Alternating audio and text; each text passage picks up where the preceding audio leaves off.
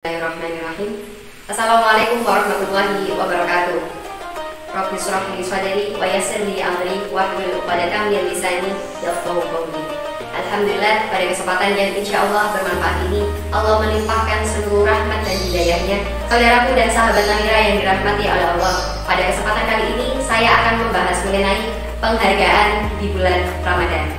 Ketika kita berusia 7 tahun atau di bawah 7 tahun, kita akan mendapatkan reward atau hadiah dari orang-orang terdekat atas capaian ibadah kita. Contohnya, ketika kita mampu berpuasa dalam waktu 1 bulan penuh, atau setiap hari kita mampu berpuasa hingga waktu maghrib. Di situ kita akan diberikan hadiah-hadiah seperti es krim, coklat, boneka, dan lain-lain. Hal ini tidak lain adalah untuk memotivasi semangat ibadah kita.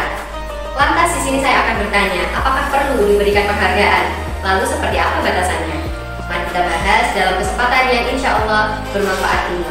Seperti halnya manusia dewasa, kita, saudaraku, dan seluruh sahabat Namira yang dirahmati oleh Allah, tentu kita mengerjakan suatu ibadah tidak lain karena Allah menjanjikan pahala-pahala atau reward-reward atas ibadah tersebut. Baik, sebelum saya membahas mengenai apakah perlu penghargaan itu diberikan, saya akan membahas terlebih dahulu 3 tingkatan ikhlas. Yang pertama, tingkatan yang paling rendah. Mengapa paling rendah?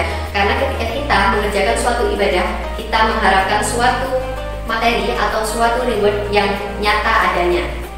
Contoh seperti ini, ketika kita mengerjakan sholat duha, menjanjikan kemudahan rezeki di sana. Nah, kita mengerjakan sholat duha karena memandang kemudahan rezeki tersebut. Kata kuncinya adalah kita memandang ibadah karena kita memandang reward yang nyata.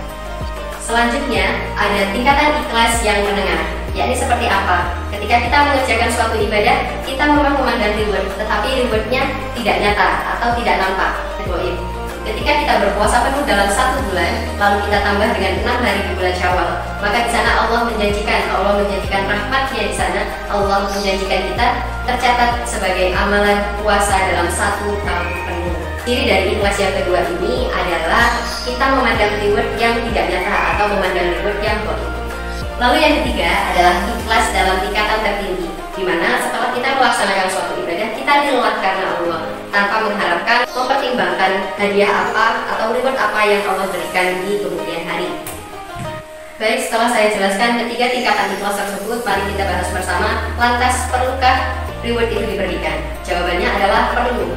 Ya, sangat perlu.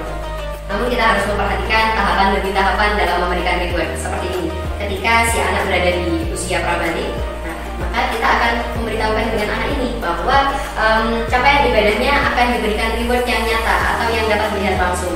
Nah, yang kedua, ketika anak sudah berada di usia balik, anak ini akan diajarkan bagaimana suatu ibadah itu dikerjakan, rewardnya baik atau tidak nampak. Seperti halnya tadi sudah saya sampaikan bahwa seperti rahmat Allah, surganya Allah, dan lain-lain. Nah, di sini kita juga akan memaksa si anak dalam usia balik untuk memiliki rasa takut dan berharap atau khauf atau ar-raja, di mana anak-anak pasti akan terdorong untuk memiliki rasa takut dan juga memiliki rasa berharap kepada Allah atas ibadah yang telah dia kerjakan. Lalu yang ketiga, si anak sudah memasuki usia balik yang dewasa. Bagaimana? Jadi si anak ini lebih dimantapkan lagi hatinya ketika mengerjakan suatu ibadah bahwa dirinya harus lillah karena Allah, tidak mengharap reward A, B, dan C, baik itu reward nyata, reward gaib. Anak-anak tidak lagi berharap reward itu. Baik, saudaraku, sahabat Namira yang dirahmati oleh Allah, pada kesempatan yang insya Allah bermanfaat ini, saya juga akan memberikan tips bagaimana supaya Ramadan kita menjadi lebih teratur dan juga istiqomah. Contohnya dengan menggunakan buku kegiatan bulan Ramadan ini. Nah, bisa diisi mulai dari amalia harian, baik itu puasa, tilawah Quran, sholat hafalan, sholat tarawih, mendengarkan kajian-kajian Islami, baik itu online dan juga offline, zakat fitrah, dan juga Idul Fitri.